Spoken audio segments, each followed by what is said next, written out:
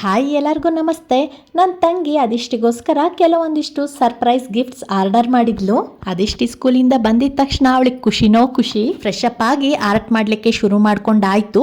ಅವಳಿಗೆ ನಾವು TV phone ಎಲ್ಲ ಕೊಡೋದು ತುಂಬಾ ಕಡಿಮೆ, ಹಾಗಾಗಿ ಈ ತರ ಆಕ್ಟಿವಿಟೀಸ್ ಮಾಡ್ಕೋತಾ ಇರ್ತಾಳೆ. ಇದು ನೆಕ್ಸ್ಟ್ ಡೇ ಎಲ್ಲರಿಗೂ ಏನೋ ಸ್ವೀಟ್ ತಿನ್ನೋಣ ಅಂತ ಅನಿಸ್ತು, ಹಾಗಾಗಿ ದಿಢೀರಂತ ಹಾಲ್ಕೋವ ಸಹ ರೆಡಿ ಆಯ್ತು. ರಜಾ ಇದ್ದಿದ್ರಿಂದ ಮನೇಲಿ ಡೀಪ್ ಕ್ಲೀನಿಂಗ್ ಕೆಲಸ ಸಹ ಶುರುವಾಯ್ತು. ಕ್ರಿಶ್ಗೆ ಅದಿಷ್ಟಿ ಸಹ ಸಾಥ್ ಕೊಟ್ಟು ಇಬ್ರು ಕ್ಲೀನಿಂಗ್ ಮಾಡಿ ಮುಗಿಸಿದ್ರು. ಮಧ್ಯಾಹ್ನದ ಊಟಕ್ಕೆ ಚಪಾತಿ ರೆಡಿ ಆಗ್ತಾ ಇದೆ. ಇನ್ನು ಅದಿಷ್ಟಿ ಎಲ್ಲಾರ್ದು ಕಾರ್ಟೂನ್ ಬರೀತಾ ತಮಾಷೆ ಮಾಡ್ತಾ ಇದ್ಲು.